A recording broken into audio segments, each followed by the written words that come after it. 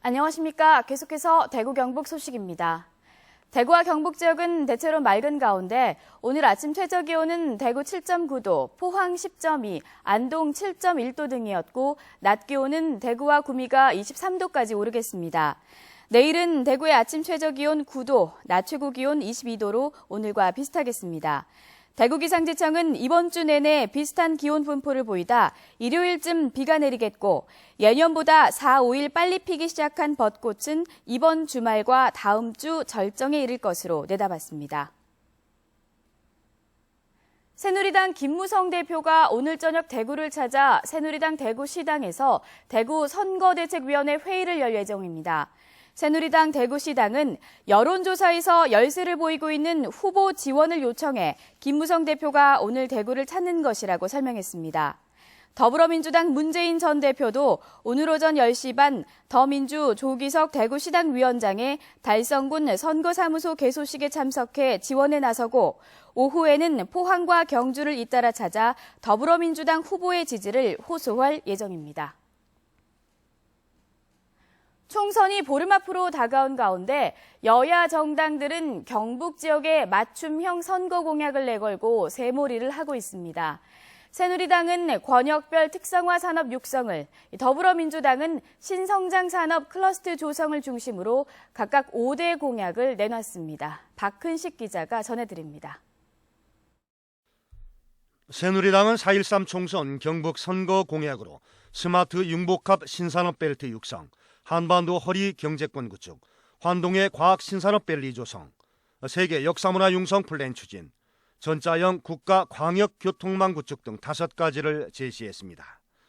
스마트 융복합 신산업 벨트 육성은 경상북도가 미래 먹거리 산업으로 육성하기로 한 4대 신산업을 그대로 담고 있고, 한반도 허리 경제권 구축은 생명산업과 바이오 융복합 산업을 근간으로 국가대표 제2선수촌 건립을 공약했습니다. 새누리당은 또한 신라 왕경복원과 경북 역사자료관 종가문화진흥원을 건립하고 경상북도의 수건사업인 세종시와 도청 신도시 간 107km 고속도로를 건설하겠다는 것입니다. 도내 13개 선거구 가운데 6개 선거구에 후보를 낸 더불어민주당도 5대 공약을 내놓았습니다. 농어촌 지역 독거노인 공공임대주택단지를 조성하고 지역발전과 신성장 동력으로 동해안의 친환경 신재생에너지 클러스터와 전기차 생산 클러스터 구축을 추진하기로 했습니다. 경북 북부의 교통 접근성 제고를 위해 영천 태백 간 고속도로를 건설하고 경북 도립대를 지역 내 공공인력 교육의 메카가 되도록 하겠다는 공약도 내놓았습니다. 후보 1명씩을 낸 국민의당과 2명씩의 후보를 낸 정의당과 민중연합당은 별도의 경북 지역 공약은 발표하지 않았습니다. MBC 뉴스 박근식입니다. 대구 경북 혁신도시로 이전한 공공기관의 합동채용설명회가 내일 오후 계명대학교에서 열립니다. 이번 합동채용설명회에서는 17개 공공기관이 참가해 국가 직무능력 표준 기반 채용 설명과 취업 성공 사례 발표, 모의 면접 등이 있을 예정입니다. 또 기관별로 채용 상담 부스를 설치해 취업 준비생들에게 채용 요강을 안내합니다. 한국은행 대구 경북 본부에 따르면 이번 달 대구 경북 소비자 심리지수는 101로 지난달보다 1포인트 올랐는데 4개월 연속 떨어지다 처음으로 반등했습니다. 대구 경북 소비자들의 현재 경기 판단 지수는 69로 전달보다 2포인트 올랐고 향후 경기 전망 지수도 81로 3포인트 올랐습니다. 또 이번 달 금리 수준 전망 지수는 100으로 전달보다 3포인트 올랐으며 가계 부채 전망 지수는 99로 전달보다 4포인트 떨어졌습니다. 성면 피해 의심 지역 주민들을 대상으로 한 정부 차원의 무료 건강검진이 오늘부터 이틀 동안 달성군 논공읍 일대에서 이루어집니다.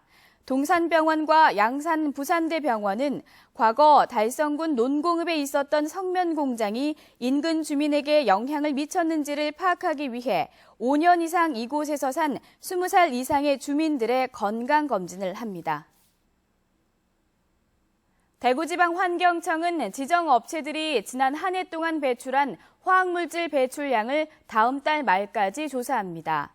조사 대상은 39개 업종에서 취급하는 유독물과 발암물질 등 400여 종의 화학물질로 대구 경북에는 2천여 개의 보고 대상 업체가 있습니다. 환경청은 오늘 구미 시립도서관에서 화학물질 조사표 작성 방법과 화학물질 관련 신규 제도를 알리는 교육을 하고 내일과 모레는 환경청 대강당에서 업체들을 대상으로 교육합니다. 경상북도는 최근 일어난 상주 농약 사이다 사건과 청송 농약 소주 사건과 관련해 지난 2011년 12월 등록 취소된 고독성 농약 메소밀 액제를 모두 수거하기로 했습니다. 최근 3년 동안 메소밀 고독성 농약을 구입한 경북 지역 6,600여 농가와 복숭아, 자두, 배, 고추, 오이 등 주 사용 작물 재배 농가를 대상으로 실시하며 뜯지 않은 농약은 지역 농협에, 개봉한 농약은 읍면 동사무소에 반납하면 보상을 해줍니다.